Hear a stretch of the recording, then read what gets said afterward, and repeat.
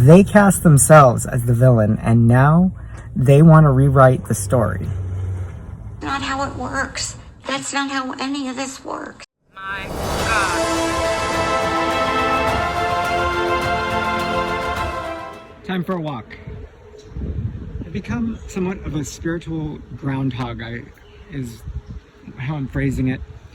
I come up for a little bit to see if anything's changed enough to attempt to make an effort, or whether it's just a bunch of people waiting to crucify or abuse. And it's gotten better, but it's still there a little bit.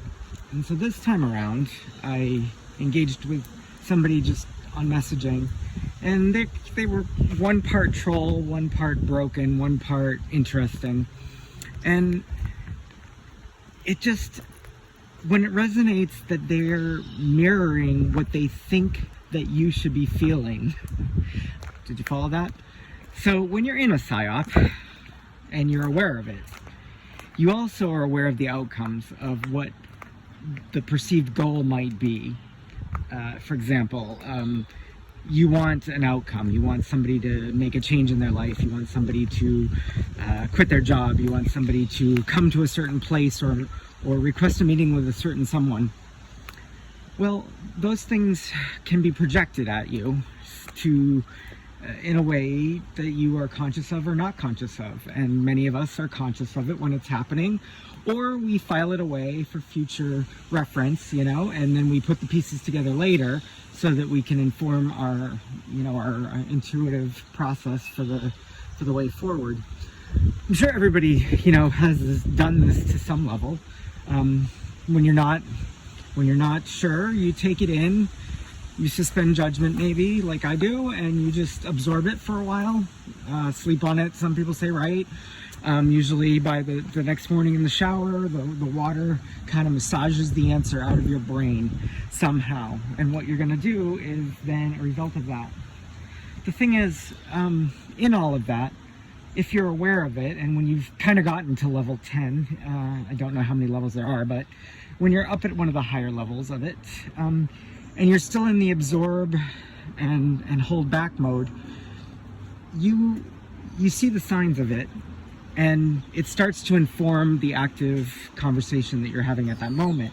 Your interactions then can reflect all your learnings from the past of whether or not you think something's reasonable, or whether or not you're going to continue the conversation, or whether it's even real or not. Maybe you're having that level of a thought process. You know, is this an outright troll?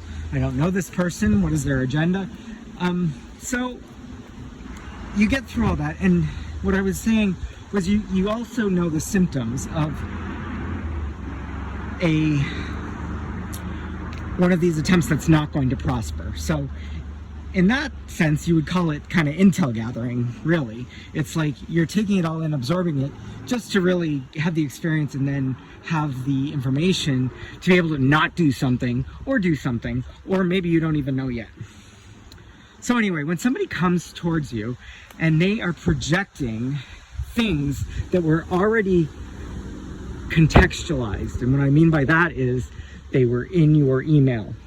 They came out of your mouth recently near a device that was listening.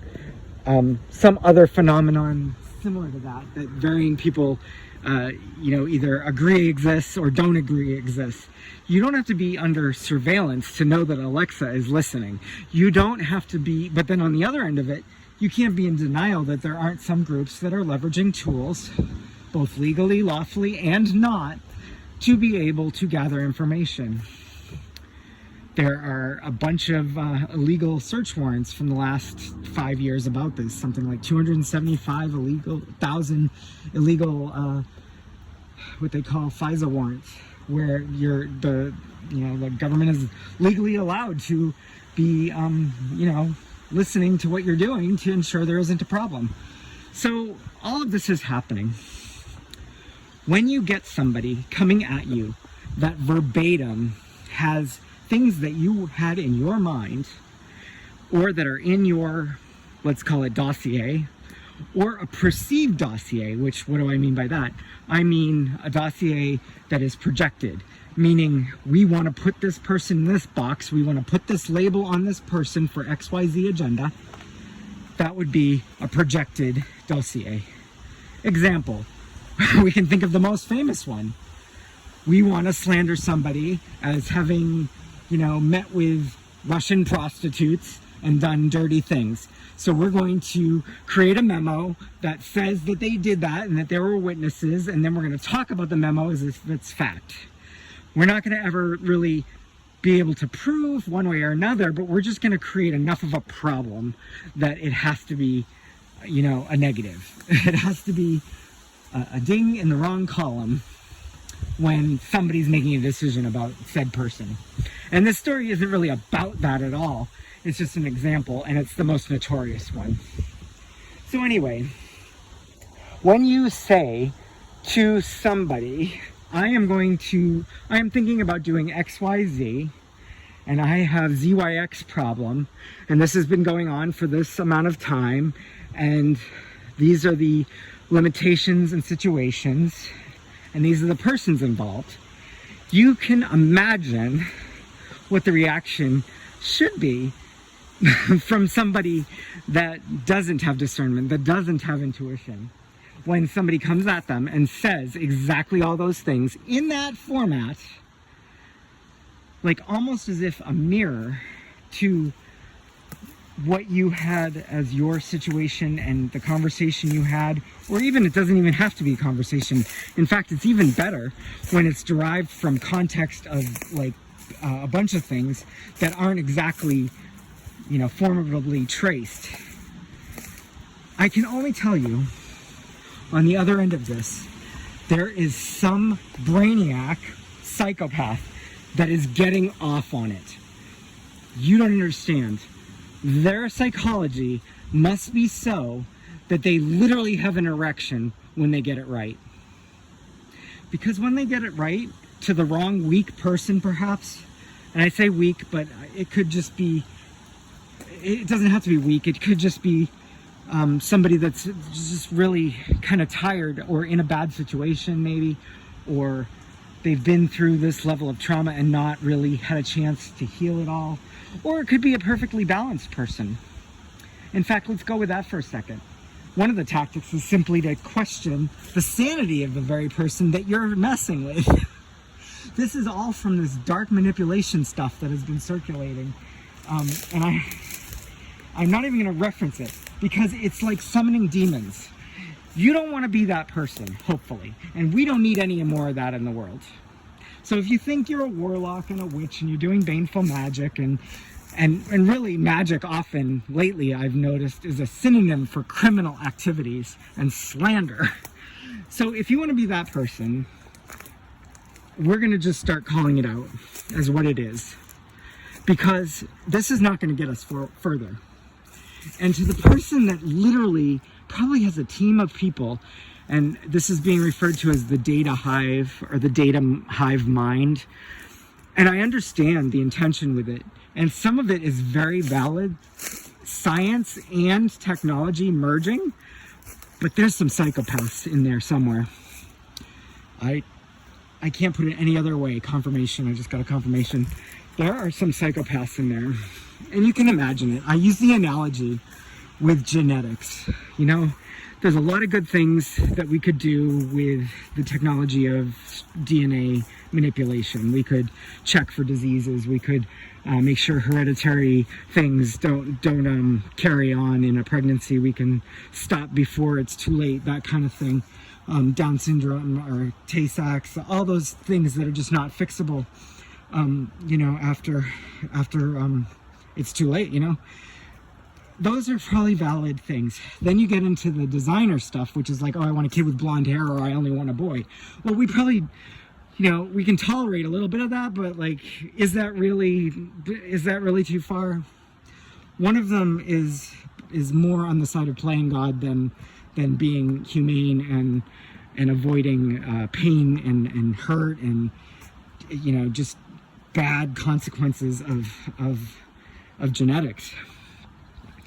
But then there's this other thing, and it's beyond that, and it's just completely at the extreme end of it. You can just take it to the other end of it.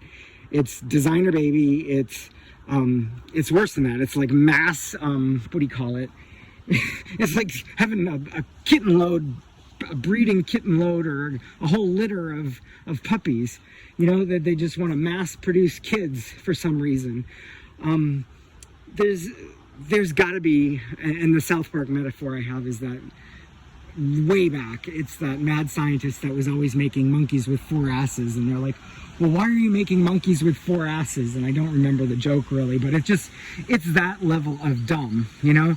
Like, there's some psycho that just likes to see monkeys with 4 asses, and they are manipulating everything, making a bunch of people lose their cool in the process. And this is just not all right to let it continue, especially when you imagine that these things have legitimate things that they should be working on, be it vaccines or cures or whatever, other technologies that are necessary in the world. And here we have some group of psychopaths that are trying to, like, I can't put it any other way, like, have their cake and eat it too, but it's not even that, it's too perverse. That same kind of psychopath is also existing in other worlds, like this intel gathering, studying.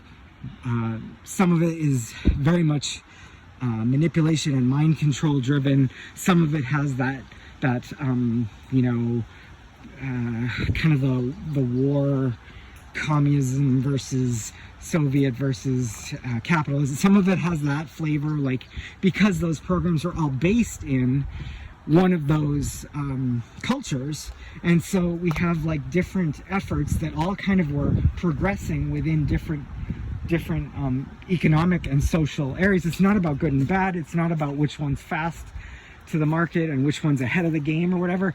They all have some merit and they all have some evil inherently in there that is not in balance within themselves and then within the world. There is no agreement. There is no agreement for the web that we have woven and are weaving actively. And I don't know if you can see it. There's a spider. I don't see one. But there's probably some spider above me waiting to jump down on me. And I mean, this is really what I mean. Like, we are making a web. We are weaving a web. All right? And there's already damages. And some of these things are very effective and work very, very well.